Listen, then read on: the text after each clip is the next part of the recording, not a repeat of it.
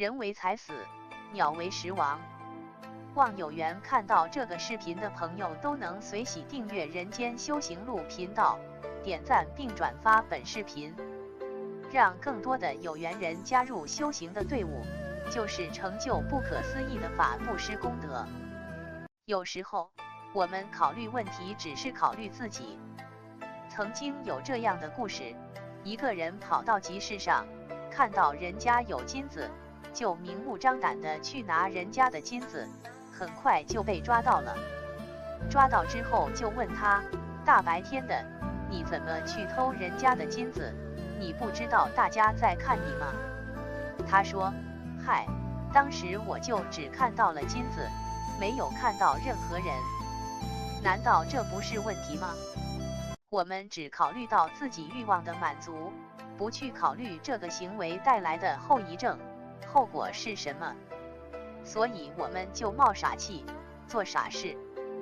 如此，不但不会富，甚至连自由乃至生命都会失去。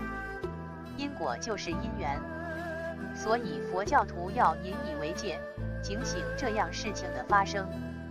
现实之中，多少人被金钱所困扰，世上多少罪恶，多少苦难，往往都是由金钱而引发。人为财死，鸟为食亡，难道不正在证明这一点吗？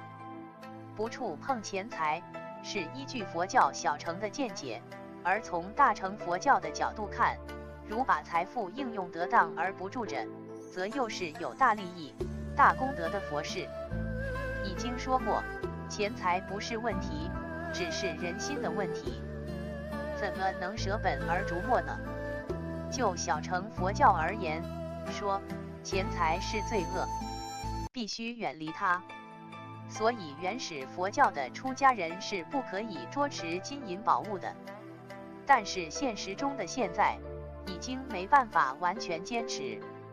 比如我们出门，不可能因此再领一个人，如果那样，成本又增加了，怎么办？我们还是要碰钱，但是要碰的恰到好处，就是要按照标准去碰钱。